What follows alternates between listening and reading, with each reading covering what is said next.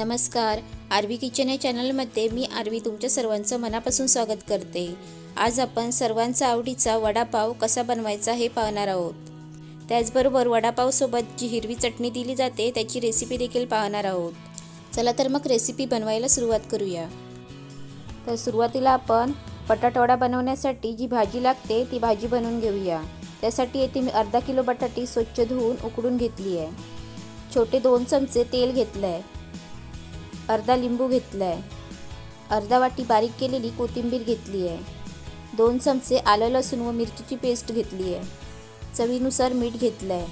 12 ते 15 कढीपत्त्याची पाने घेतली आहेत. अर्धा चमचा हळद व अर्धा चमचा मोहरी घेतली आहे व आपल्याला पाव चमचा हिंग लागणार आहे. तर सुरुवातीला आपण वडापावसाठी लागणारी भाजी बनवून घेऊया. तर इथे मी उकडून घेतलेल्या बटाट्याची सालं काढून त्याचे बारीक फोडी करून घेतले आहेत. बटाट्याची भाजी बनवण्यासाठी येथे मी कढईमध्ये 2 चमचे तेल घेतलं आहे. तेल गरम झाल्यावर यामध्ये मोहरी घालूया. मोहरी चांगली तडतडली की त्यामध्ये कढीपत्त्याची पाने घालूया. येथे कढीपत्त्याची पाने मोठी होती म्हणून त्याचे मी 2-3 तुकडे करून घेतले आहेत. कढीपत्ता तेलामध्ये चांगला परतून घ्यायचा आणि त्यानंतर यामध्ये आलं लसूण व मिरचीची पेस्ट घालूया.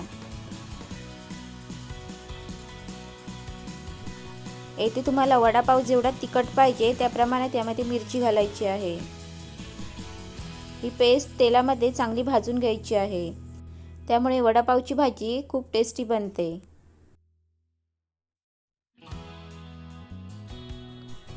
लो फ्लेमवर ही पेस्ट मी 2 ते 3 मिनिटं चांगली परतून घेतलेली आहे.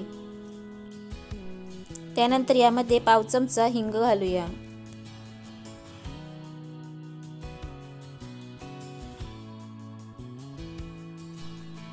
आता यामध्ये हळद घालूया. आता हे सर्व व्यवस्थित परतून घ्यायचं आहे आणि त्यानंतर उकडून घेतलेली बटाटी यामध्ये घालूया. चवीनुसार मीठ घालूया. आता ही फोडणी या बटाटीमध्ये व्यवस्थित मिक्स करून घ्यायची आहे.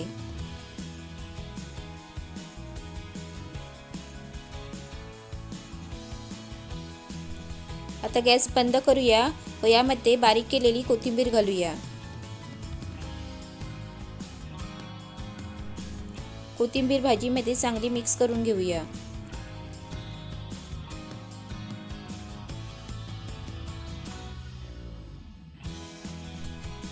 आता यामध्ये लिंबाचा रस घालूया. तर येथे आपली बटाट्यावड्यांसाठी लागणारी भाजी तयार आहे. आता ही भाजी पूर्ण थंड होऊ द्यायची आहे आणि नंतर याचे वडे बनवायचे आहेत. भाजी थंड होईपर्यंत आपण वडापाव बनवण्यासाठी लागणारं बॅटर तयार करून घेऊया.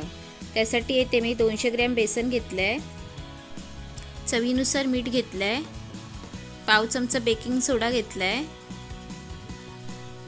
2 चमचे तेल घेतलं आहे आणि पाव चमचा हळद घेतली आहे. आता हे तेल आहे ते मी गरम करून या बेसनमध्ये घालणार आहे. त्यामुळे वड्याचं वरचं कवर क्रिस्पी होतं.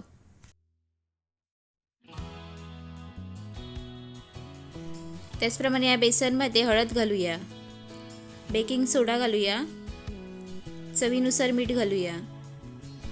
आता या बेसनमध्ये थोडं पाणी घालून याचं बॅटर बनवून घ्यायचं आहे. बॅटर बनवताना या पिठातील गुठळ्या मोडून घ्यायच्या आहेत.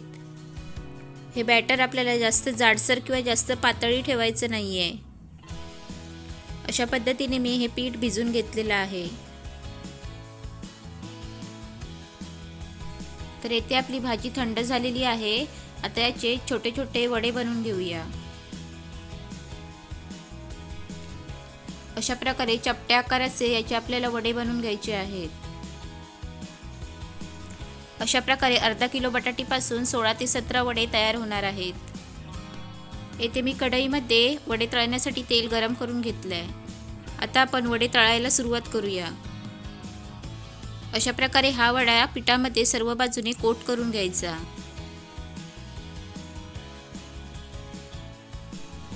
आणि असा अलगद तेलामध्ये सोडायचं आहे.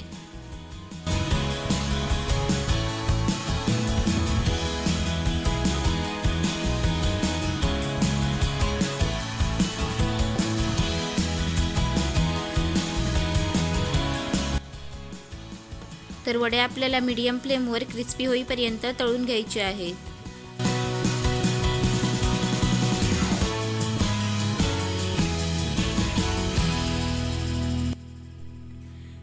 तर अशा प्रकारे सर्व वडे आपण तळून घेऊया.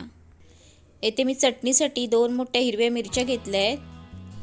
त्यानंतर छोटा 1 चमचा लिंबाचा रस, 1 वाटी कोथिंबीर, अर्धा वाटी पुदिना, छोटासा आल्याचा तुकडा व 1 लसूण.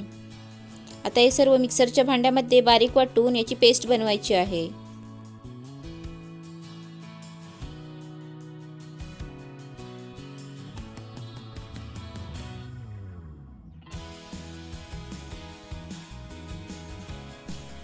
यामध्ये चवीनुसार मीठ घालूया आणि यामध्ये थोडंसं पाणी घालून याची मी बारीक पेस्ट करून घेतलेली आहे. आता यामध्ये साधारण 1 चमचा लिंबाचा रस घालूया.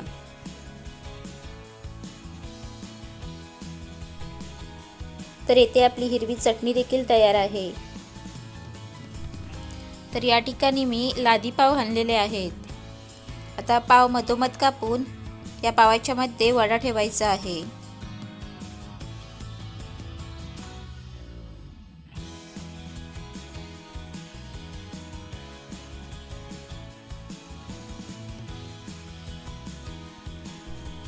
त्यानंतर हिरवी चटणी आणि येथे मी हिरव्या मिरच्या भाजून घेतल्या आहेत. तर येथे आपला गरमागरम व स्वादिष्ट असा वडापाव बनवून तयार आहे. तर तुम्ही अशा प्रकारे वडापाव नक्की बनवा आणि तुम्हाला माझा हा व्हिडिओ आवडला असेल तर व्हिडिओला लाईक, शेअर व सबस्क्राईब करा व बाजूचं बेल बटन दाबा, म्हणजेच तुम्हाला माझ्या नवनवीन रेसिपींचं नोटिफिकेशन भेटेल. धन्यवाद.